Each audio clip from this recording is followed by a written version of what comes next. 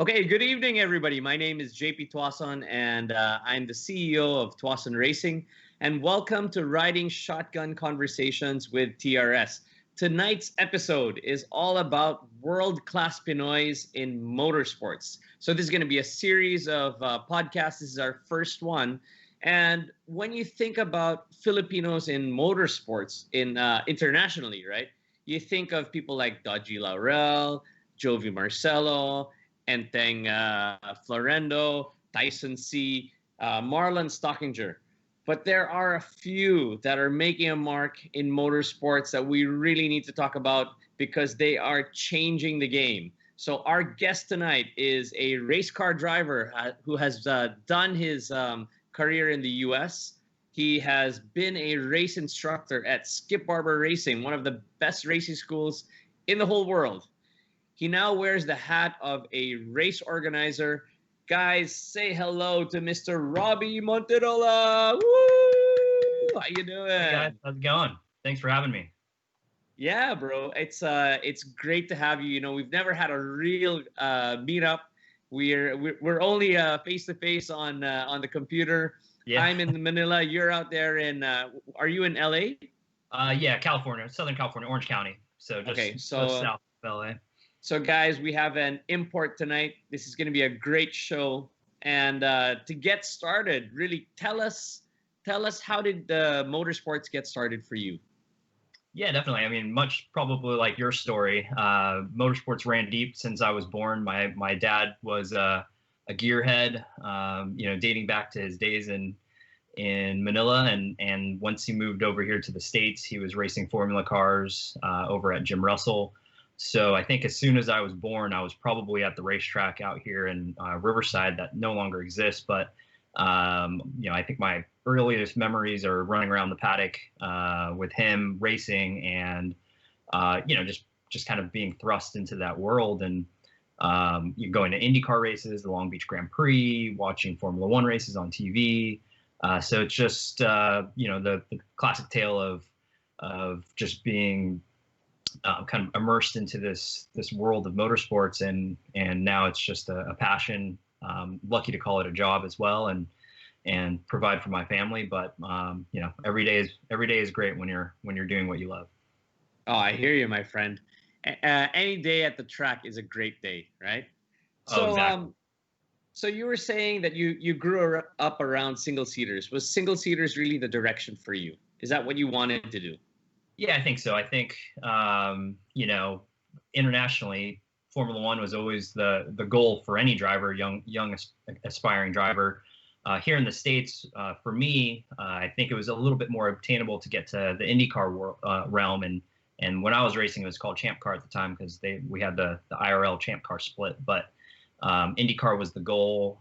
So I started in the kind of the junior leagues of the Formula Car world at Skip Barber and kind of moved my way up with the direction of trying to get into the IndyCar paddock eventually. And really didn't even think about sports cars until, later in my career when that, you just saw the longevity of people's careers in sports car racing and just how massive sports car racing actually is. But I think if, you think of motorsports, you think of the pinnacle, which is single seaters. Formula One, Indy cars, Indy 500. I mean, that kind of was the dream. Yeah. So I think we've got some photos, right? So you can maybe walk us through the stories of your career in some of these photos. Yeah, definitely. Yeah. So this image right here is the Formula Dodge with Skip Barber Racing School. So I started with a 3-day racing school like everyone else that can go obtain and run, and really just for my dad too, to see if I had the chops to make it out of the school and actually go racing, which was fortunate. I spent 2 years racing in that car, both on the regional and national level. The regional was West Coast based.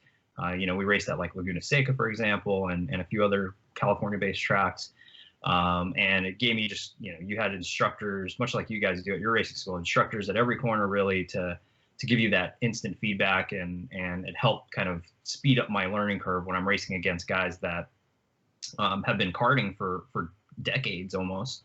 And really, I stepped into my first race car at 18 years old, and that was how I got started. I didn't have a vast karting background. So from this car, was fortunate to win the Formula Dodge Western Championship, and also move into the Formula Dodge National Championship and do really well there. A lot of podium finishes.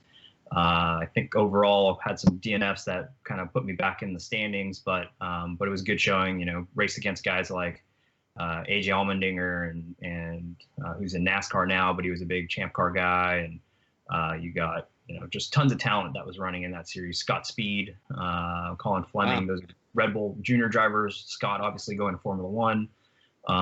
So it was really tough competition, which was good just off the gate and helped me get up to speed a lot quicker. But moving on to the next image, we then moved into what is called the Barber Dodge Pro Series. So the natural progression here in the ladder system was to go from karting, which I missed, Formula Dodge, the Barber Dodge Pro Series, and then you would move into like Toyota Atlantic and Indy Lights, etc. And so this was the next step there. I won a scholarship actually to race in the Barber Champ Car Series, the Barber Dodge Series. And this picture was taken at Sebring during some winter testing. But it was great because we got to run with all the big Champ Car races from, Monterrey, Mexico to pretty much everything that was on the Champ Car and ALMS calendar. So it was just great visibility to professional racing and a lot of fun to drive. What year was this? This was probably 2003. Okay. Yeah. And So where did you go from here? after this, we moved into the Star Mazda series, which is now known as, I think it's called the Pro 2000 or Pro. They changed names over the years, but it used to be Pro Mazda, and then they just recently did another change, but still part of the IndyCar ladder system, unfortunately. But you saw other Filipino drivers come race in this series: Michelle Baumgartner, Tyson, those guys. They all had their try in this series as well. Back when I was racing it, this was probably, I think, 2005. We had 45, 50 car grids. It was kind of the peak of Star Mazda. It was year 2 of the brand new car.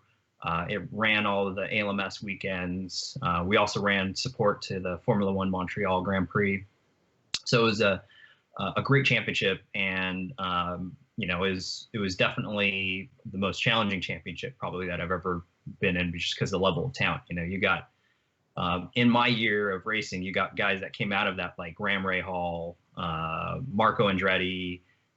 These guys are all running Indy cars now, and so it was just tough, but it was, again, a good learning experience, and I think everything that I did while I was on the racetrack helped set me up for what I do today, which has been great. But after that was kind of the end of my professional, Formula car career, and started to kind of step into other avenues that, make motorsports great as well. So if we go to the next image, I was fortunate to, not only start instructing and coaching over time, especially with Skip Barber. I spent many years working the racing schools, the driving schools, and race series. Did a lot of private coaching for drivers, but also eventually made my way into organizing events, and kind of leveraging my motorsports background, racing, my marketing and event production experience into kind of molded into one entity, and was partnered with Lotus Cars to create a championship called Lotus Cup USA here in the States. That was similar in concept to what they do in the UK and other parts of Europe and Japan even. So we created Lotus Cup USA as a kind of a amateur grassroots club racing experience for Lotus owners. The car spanned everything from like the Elise that you see here to the new Avoras. I also was fortunate to drive in some of those races. So after my Formula car career, did a lot of co-driving and endurance racing and sports cars from BMWs to Hondas. Drove for Spoon Sports here in the States for a few years, running some, the Accord Type R and RSX, and then we did the 25 hours of Thunderhill with the Lotus as well, which was fun. And yeah, it was good. And we brought over some drivers like Gabby said she came over and raced with me one year, and so it was good times. And I always try to jump in the seat as much as I can. With how busy life is in my family these days, I rarely get a chance to go racing anymore. But at least I'm always in the paddock, which is nice. And the smell of race gas is always a good thing when you're still a gearhead at heart. But if we move into the next slide, I think this kind of encapsulates where I am today. A few years ago, I left kind of the gaming world, which I was working for a media company doing marketing and integrated custom solutions for companies like Intel, AMD, Asus, etc. Left there because a good friend of mine is the CEO of what was then known as Pirelli World Challenge. So it was a really, as you can see, a vast amount of cars racing from GT3 all the way down to touring cars, and came on board to do the marketing and business development for the series. So this was a few years ago. So I'm in season 3 now with the series, and and it's been a great time. It's you work with world-class manufacturers from all over the world. You've got drivers that are coming in from all over the world as well. And we've been blessed to have such a fun grid, fun environment for people to go professional sports car racing. So what has this series evolved into now? What's it called? Yeah, so now we got acquired. Basically, my first year working there, we got acquired by the SRO Motorsports Group, which if you've heard of Blancpain GT in Europe. And it was also in Asia. Our founder, Stefan Rattel, is essentially the godfather of sports car racing. I mean, he's the one who spearheaded GT1 back in the days. FIA GT was his baby. I mean, he's got his arms around sports car racing for decades now, and so we've been fortunate to partner up with them and be acquired by that group and kind of be integrated into the global GT racing atmosphere. And you guys are doing the FIA games as well, right? Yeah, we do the FIA Motorsports games. So we're a good partner with FIA. Obviously, we organize events all over the world. We've reconsolidated all of our series. So Blancpain GT obviously no longer exists in that naming convention, but it's now called GT World Challenge, powered by AWS. We have an America region, a European region, and an Asia championship. And then manufacturers can vie for a global program. So SRO has, we just got a lot of different racing going on all over the world. We license out our BOP to a variety of series. We also license out our cars. So the GT4 platform is a platform that we own and homologate. And then we also have the new GT2 category that we'll show an image of here a bit, that we also own and homologate with and work with the manufacturers on. So it's a whole new world for us. I think it's really helped us in the United States, at least, give us a global scale, give us better relationships with manufacturers, and drive consistency across the world, that this is a global sports car championship now, that people can go from here's an image of Spa and come over to the States and race, and you have a very similar experience racing in one series to the other. So do you primarily concentrate on the market in the US, or do you actually travel with the whole circus around the world? Yeah, I'm primarily the US based with the US based championship. We do travel, like this image from Spa, we were there in person. It was our first year, so we were able to integrate and meet the team, meet the greater team at Spa. So the 24 hours of Spa was, it's a bucket list race to go to, and it was great to be there in person. And we do make our way to several of the other events. This year I was actually slated to go to 2 or 3 European events, 2 Asian events. But they, obviously with COVID these days, it's hard to travel. So travel plans aren't quite up to speed on where I can go this year. But we also manage a lot of our relationships. So AWS, the new presenting sponsor of GT World Challenge, that's a relationship that was built out of the US side of the business. And it's one that we've turned globally. and so, since I manage that relationship, I do travel with them as we go to different events and scout different things to do and activate at different racetracks. So, I'm pretty fortunate to be able to travel the world with this role and go to great places like Spa. Dude, that is amazing. I super envy you, and I think I would love to bump into you at one of these tracks and ask you for some passes. So you keep that in mind, man. Yeah, we'll have to do a pilgrimage to Spa. Have as many Filipino motorsports enthusiasts come to Spa one year and just experience what it's like to be in such a crazy atmosphere. For sure. I got to drive Spa in 2012. I did the Porsche Sports Cup. So nice. That track for me is amazing. Amazing and scary at the same time. So very cool. But you mentioned it already. You already mentioned that we're in this situation with a virus, and it's affected a lot of motorsports around the world. I mean, from your perspective, and you've got a global perspective on how motorsports is going to move forward, what do you think is going to happen? Yeah, I think, it's definitely challenging. For us, we're fortunate to get back on track next weekend. We have our first race event back since we actually got one race done in March at Circuit of the Americas. I saw that, yeah. And then the whole world shut down. So we were literally at running a support race with IndyCar at St. Pete Grand Prix the weekend after, and we had cars on track for 15 minutes, and the whole event just got shut down. So it's been trying times for sure. I know, not only for the series, but for teams, for manufacturers, it's just been a crazy time to just get through. And I think we're finally seeing some light at the end of the tunnel, where at least we can go back to racing behind closed doors, allow teams to, run their customers and manufacturers to then again support and sell parts. And so the ecosystem around motorsports is starting to start up again, which is nice.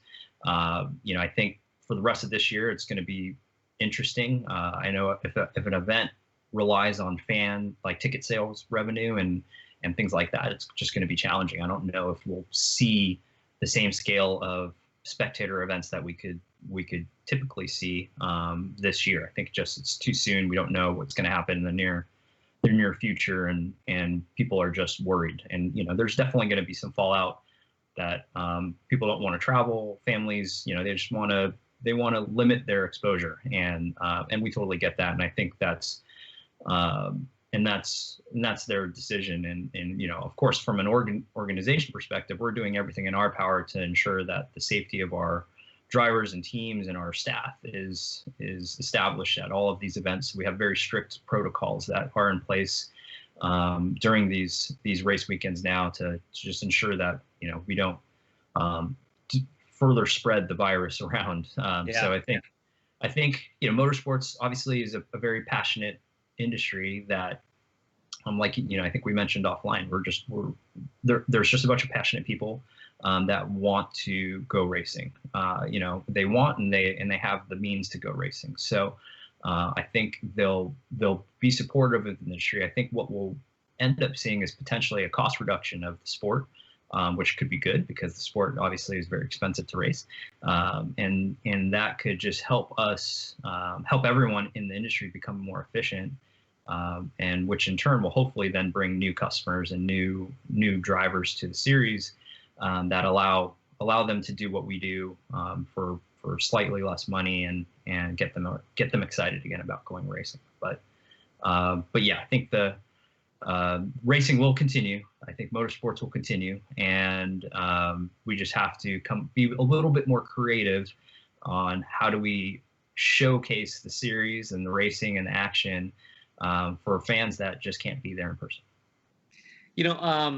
You said the word creative, and I totally agree with you that in the next couple of weeks, next couple of months, motorsports is going to undergo a change, right? A change for the better. And I think one of the interesting things that we've seen in the last couple of months is there's been this big thing about esports. When everybody was locked down, everybody wanted to go racing. There was nothing to do. What did you do? You went online, right? Yep, exactly. And it's crazy how quickly a lot of the major race series went from a physical race to locking down to launching a virtual race series, right? You guys did that as well. Yeah, it was definitely interesting. I mean, having been in the gaming industry for a long time, and obviously always wanting to see sim racing succeed and be as popular as the mainstream esports out there, it was it was our time. And I think we're the only sport that in esports, at least, that you can take the real life component and almost exactly match it to its digital component. And fortunately for us these days, with technology and just at the level of these simulation games that are out there, from Assetto Corsa Competizione to iRacing and the others, I mean, it's just phenomenal how realistic these games are. And so yeah, for us, I think it was a 3-week buildup. We decided, okay, let's here's what we're going to do and what we want to do. Find some partners to make it happen, and get the drivers on board, and let's go racing. And we've been our European side of things did do some esports on ACC over the course of the season last year, which was nice. So we had some data, we had some. We knew what we needed to do, but for us, and at least on the American side, we've never, we haven't supported an esports championship in the past few years. So it was all new, and I think for us it was just a home run right out the gate. And we had staggering viewership numbers that mimic our real world live streams. Really? Wow. Okay.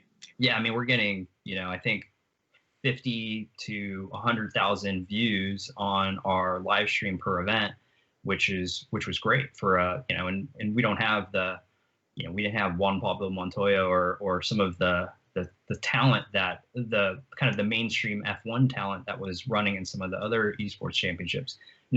Our purpose was to bring our SRO America drivers into the fold, whether they're GT3 drivers or touring car drivers or GT4 drivers, give them an opportunity to race with each other.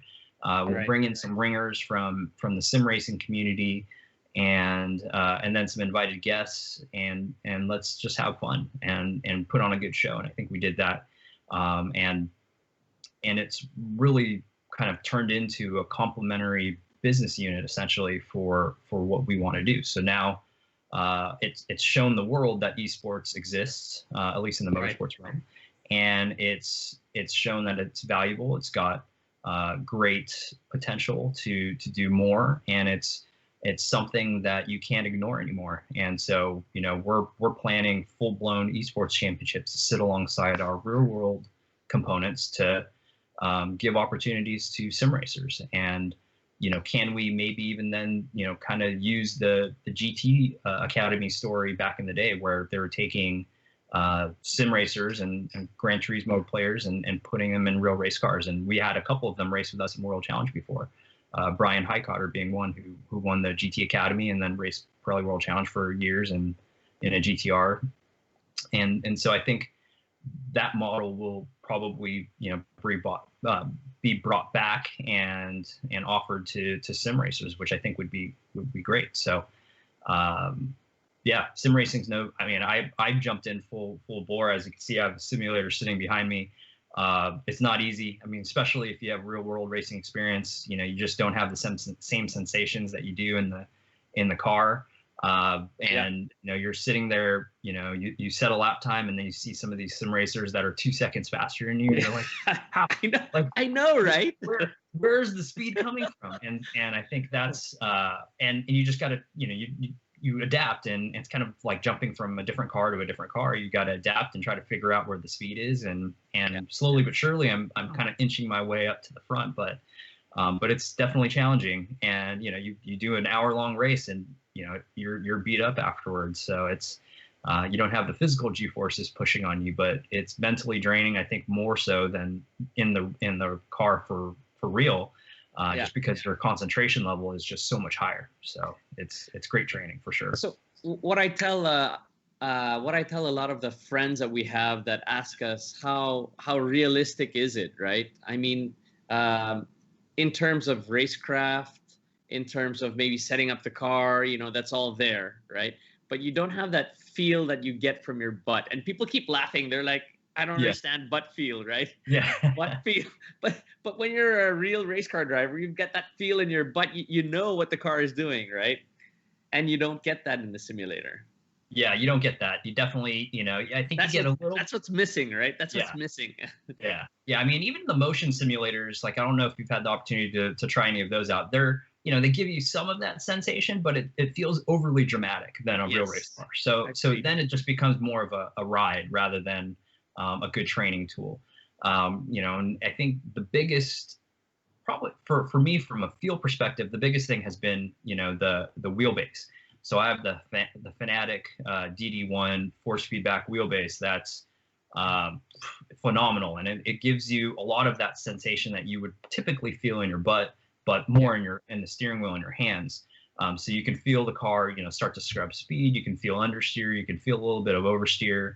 So I think that's what most people focus on when they're sim racing, is the feedback they get from the wheel more so than the butt. But yeah, that, especially if you're a seat of the pants kind of guy that's used to, just really gauging how you're going to drive based on what the car is doing under your butt, then you're going to struggle on the simulator, because you just get none of that. And so it's definitely challenging to kind of revert back to, okay, you got to rely on all your other senses, whether it's the feel of the steering wheel, your eyes, you got to look super far ahead. And it's just, but yeah, like you said, racecraft is great because you can still learn racecraft, and you can still practice racecraft, and you can still muck it up the same way, right? Yep. Put the car into the wall, put the car into a bunch of cars, right, and then write it all off. Yeah. We've got a really interesting photo here, so I'm going to show you a quick photo that we've got from your race series. And it's funny because sometimes when you see some of these photos, you have to look at it twice. I think there's one there, that one. Sometimes you have to look at it twice and really have a think about whether this is real life or is this a simulator. Yeah. Right. And what do we have here? Is this real life or is this a sim photo? Yeah, this is an in-game shot from Assetto Corsa Competizione of the Ferrari 488 GT3 car that I actually drove in some of our GT Rivals competitions, and I use now in the sim racing league that I'm in. So it's as you can see, it's we were fortunate to have some great esports partners come on for our GT Rivals tournament. Republic of Gamers, Asus, Fanatic, SimLab. And it's amazing how well the Kunos team did with Assetto Corsa Competizione on mimicking our real life GT World Challenge Championship. Of course, there are official GT. It's the official GT World Challenge game, which is nice. So it features all of the cars that are in our championship. They do an impeccable job of really all the details that you would find on the real life car, on the real tracks. It's amazing. And, everything from setup to traction control to ABS, all of those different driver aids that are available in GT3 cars. The look of the cockpit is identical. I mean, you watch an in-car video from, and we got this a lot on social. We post an in-car video of a lap around Spa, for example. And, the comments are like, man, this took me too long to figure out it's a video game. And, you watch some of the races too. We prided ourselves on broadcasting it like a real life event. So we brought in, casters that, one worked in our series, another was a sim expert, and they did an amazing job at just making it sound and look like this was a real life racing event. And at times you just couldn't tell. I mean, the graphics are that good these days that they look identical, and ACC does a phenomenal job of even taking it a step further to really showcase the GT3 our GT3 series to its fullest potential. Okay, so quick question for you. So you have these sims that are so realistic, right? You've got these rigs that are great to use, and then you have all this data, right? Because in the games you can actually save all the data, and then you can export it to whatever Motec or AIM, and then you can analyze everything. How realistic is that for you coming from being a real race car driver and analyzing this data? Yeah, I mean, it's huge, especially like ACC, you can export all the Motec data, which, you know, from a video game, you're like, I can download all the Motec data. And I know, and right? It's nuts. You know, and if you're used to, you know, if you're a data guy, you know, data type driver, you look at this and you're like, okay, all the data is just like you would receive it from a real life car. So it provides you the same tools that you're able to learn from. If you're a coach, you know, now you can expand your business from coaching people in real life to coaching people in the simulator as well. And I know some of our drivers have done that. They use, you know, obviously you can do lead follows in game, but you look at them, they just share Motec data and say, okay, here, this is where, you know, do this, this, this, and this based on your Motec data. And they're using the video game as a coaching tool these days, which is great. So it's amazing how realistic it is. And, you know, even the changes you do to the car, you know, you adjust the ride height or you adjust spring rates or whatnot, and how that changes the car in the game is so much like real life that you're able to see that then back into the data and say, okay, this change worked because of X, Y, and Z, and here you go. So yeah, it's incredible how sophisticated video games are these days. Okay, hey, that's super to hear for all of your upcoming stuff, all the stuff you've done in the last couple of months. We're going to be watching you guys because motorsports in the Philippines actually hasn't started up yet. The tracks are just starting to open up. The schedules for races are probably going to be in the last quarter of the year. So we're going to be watching very closely what you guys do, and hopefully you and I can chat a bit about best practices while you guys start up the races in America. Now, before we go, I've got two last questions, and then we go to our raffle.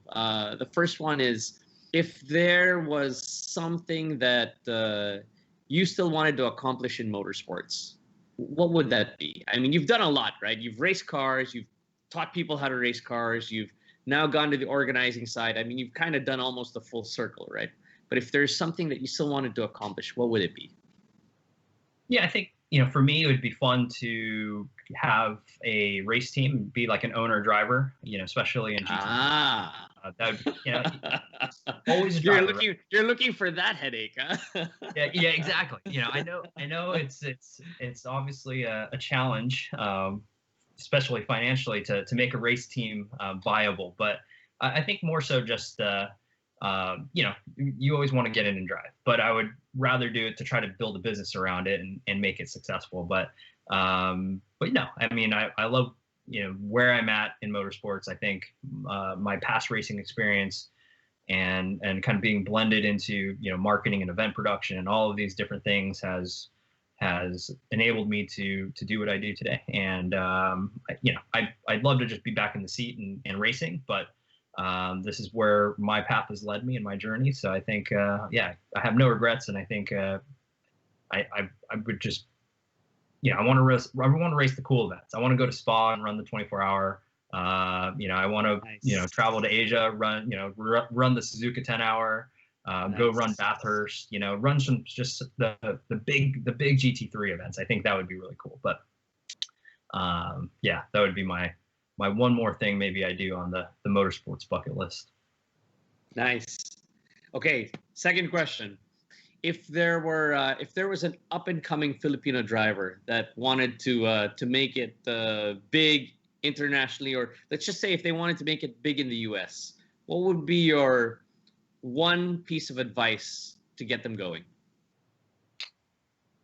Well, that's a loaded question. I think, you know, I don't know if there's one piece of advice, but I think it's, you know, it's obviously comes down to your work ethic, you know, work hard, learn as much as you can about the entire industry, not just the driving aspect, because driving is, you know, maybe half the battle. You need to be well-rounded, both in the marketing side of the business, the operation side of the business, the financial side of the business, and how all of those elements tie in together. And if you can come up with the secret formula of how all of those things work together, then I think you can, you know, have a long, successful career in motorsports, and not, you know, live the dream and then have it die out too early. I think and then just know that there's other opportunities in motorsports to keep that fire inside you going if for some reason driving isn't the path that leads you to the future. So yeah, just be well-rounded, learn the entire industry inside and out, and network and meet as many people as you possibly can, because those are the relationships that are going to help you in the future. And it's not often that people are going to call you and say, hey, come drive my Formula One car. So so you just gotta do what you got to do to get yourself in and prepared to make it happen. I hear you. Okay, knowing what you know now, okay, is it tin tops or is it single seaters? Just choose one. What would it be if you could do it all again? Yeah, I would definitely. I think my single seater experience will help in anything. So I think you always have to start in single seaters, but I would definitely have switched to sports cars and been more actively pursuing a sports car career earlier than I probably thought. So sports cars, you just have much more longevity in your career. There's a lot more opportunity, a lot more series.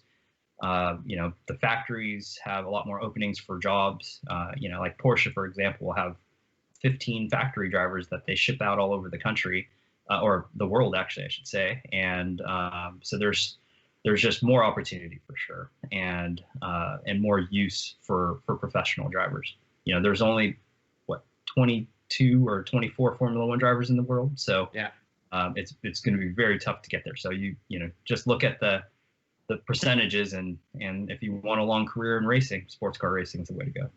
Okay, very cool. All right, so we get to the part now where we're going to raffle some stuff off. And as we were chatting earlier on, you've got some great merch that you want to give out to our viewers. We usually ask you to sign them because then it makes it really legit, right? So what have you got, man? Yeah, so what we'll do is we'll send out some GT World Challenge merchandise. We've got the GT World Challenge shirt, a hat, and I'll also throw in the PC ACC Assetto Corsa Competizione video game in that. So we've got a good prize pack there for you. So do we put them all, or do we separate them? What do you want to do? Up to you. If you want to do three prizes, that we can do that, or you could do one bundle. Definitely up to you guys. I mean, okay. Well, we've got we usually get about 20,000 views for this video cast, so maybe we can give out 3 separate prizes: one cap, one shirt, and one video game, right? So I need you to throw out a question. So give our viewers a question that they can either get the answer from this video cast, or from maybe they can Google it. Something specific. Okay. Ooh. Man, you put me on the spot here. This is a tough question. I would say no, it's okay. Don't worry. Keep to the thinking. Video, okay. Going back to what we've maybe mentioned. What was the name of the esports championship that we ran here in the United States? Okay. Again, one more time. What was the name of the esports championship that we produced here in the States for SRO? There we go. What was the name of the esports championship that they produced? Okay, great. So what we're going to do is we're going to give it out to the 10th, 11th, and the 12th correct answer. Put your answers down there in the chat box in our Facebook Live post, and we will get in touch with you. We've got to get these items from the U.S., so Robbie is going to mail it to us. It's going to take us a couple of weeks, but definitely we'll get in touch with you to make sure you get this stuff. Again, all of it will be signed. This is official fan stuff, and Robbie is just getting more and more famous, so you guys have to watch out for this guy in the future. It's crazy. One of these days, he's going to be the big boss of some super mega motorsports championship. So, guys, passes. Yep. Yeah. Again, if you guys ever make it to a GT World Challenge race here in the States, definitely look me up. Send me a message on. I'm gonna hit you up for sure, my friend. Okay, so we're gonna close by giving some parting words. Do you have any parting words for people out there? Actually, where can they follow you? Where can they follow you? Where can they see what you're doing? Yeah, sure. You know, I'm on Instagram at Robbie Montinola. Also on Facebook, same handle at Robbie Montinola. Just seek me out. You can follow all of our championship social handles too, since I oversee all of our social media. So just for at GT World Challenge America, and our various other series that we have. But yeah, definitely follow along. You know, you can watch all of our races live on our YouTube channel, GT World. And yeah, more, you know, I think for me, it's, you know, definitely a pleasure, JP, to talk to you here in person, at least virtually, and look forward to, you know, being back in the Philippines soon to, you know, not only obviously see my family, but see all of you guys and hopefully make it out to some racetracks there while I'm out there. For sure, brother. For sure. You let me know, and I will hook it all up. All right. So to the viewers out there, please check out our Facebook Tuason Racing account. Follow us. We've also got Tuason Racing TV on YouTube, so check us out there. And we will show our new episode for Riding Shotgun Conversations every Wednesday at 8 p.m. So see you guys there. All right. Robbie, you want to say goodbye to everybody? Yep. Thank you guys. Again, pleasure. And look forward to seeing you all in the future. Stay safe. Okay. All right, you guys. So my name is JP Tuason. Thank you for watching tonight. Stay classy. Peace.